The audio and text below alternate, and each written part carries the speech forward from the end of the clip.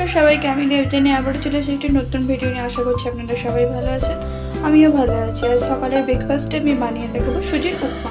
এটা বানানোর জন্য আমি সমস্ত সবজিগুলিকে কেটে নেব। সব সবজি কাটা আমার ডান হয়ে গেছে, তো এবার আমি বানাবো সুজির উপমা। চলো, কড়াই তেল অ্যাড করে দিয়েছে আর সাথে একটু ঘি অ্যাড করলাম। এটা একটা হেলদি টিফিন রেসিপি, বাচ্চাদের টিফিনেও কিন্তু আপনারা দিতে পারেন। উপমা বানানোর জন্য তেলের সাথে ঘি গরম করে দিয়েছি আর এবার এতে দিচ্ছি কারি পাতা এবং সরষের ফোড়ন। তো এবার কড়াই ফোড়ন থেকে গন্ধ ছেড়ে দিয়েছি, কড়াইয়ে কেটে রাখা সব সবজিগুলো আমি দিয়ে দিলাম। এবার এই সবজিগুলোকে আমি ভেজে নেব নুন দিয়ে, সামান্য নুন দিলাম, মানে পরিমাণ স্বাদ অনুযায়ী, ব্যাস আর কিছু না। এবার এটাকে খুব সুন্দরভাবে আমি ভেজে নেব হালকা করে।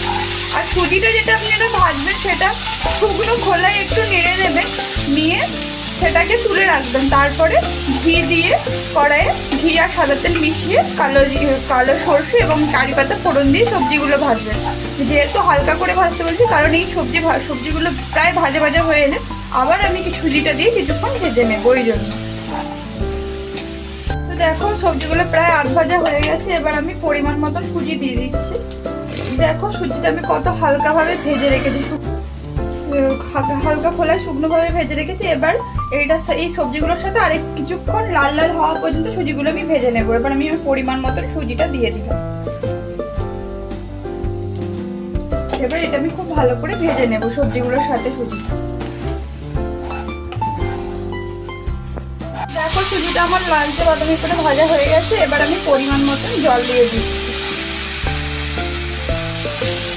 আমি প্রায় এক কাপ থেকে 1.5 কাপ আমি সুজি নিয়েছি, তার জন্য আমি বড় গ্লাসের 1 গ্লাস জল কিন্তু এটাতে অ্যাড করে দিলাম।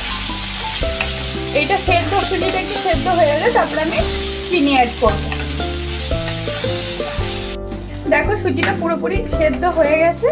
এবার আমি দিয়ে দিচ্ছি পরিমাণ মতন চিনি। এটা একটু নুন ঝাল মিষ্টি হয়, তো ঝালের জন্য আমি কাঁচা লঙ্কা দিয়েছিলাম। তো এটাতে আমি প্রায় 3-4 চামচ মতন চিনি দিয়ে দিলাম মিষ্টির জন্য। এবার এই চিনিটা গলে আসবে, তাহলেই রেডি হয়ে যাবে আমার সুজির উপমা। আর দেখতেই পাচ্ছ এখনই কতটা ঝুরঝুরে হয়ে গেছে চিনিটা গলার আগে।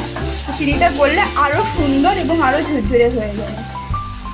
এটা বাচ্চাদের একটা tiffin recipe, healthy tiffin recipe. বাচ্চা থেকে বড় সবাই এটা খেতে পারবে, সবার টিফিন এটা দিতে পারবে। আর বাচ্চাদের জন্য তো স্পেশালি, কারণ বাচ্চারা তো সবজি অনেক সময় খায় না। তো এইভাবে বানিয়ে দিলে একটু মিষ্টি ঝাল নুন থাকলে বাচ্চারা এমনি খেয়ে নেবে। তো অবশ্যই একবার বাচ্চাদের টিফিন। দেখো এখন আমার সুজির উপমা একদম রেডি, একদম ঝুরঝুরে সুজির উপমা কিন্তু আমার হয়ে গেছে। তো এবার আমি এটা নামিয়ে নেব। তোমরা কিন্তু অবশ্যই একবার এটা বানিয়ে খেয়ে দেখো, আশা করছি ভালো লাগবে। জানো ভালো লাগলে কি করতে হবে, like comment share and subscribe my channel. আর পাশের বেল আইকনটা ক্লিক করে রেখো, যাতে যখনই আমি ভিডিও আপলোড করি সবার আগে যদি নোটিফিকেশন তোমাদের কাছে পৌঁছায়।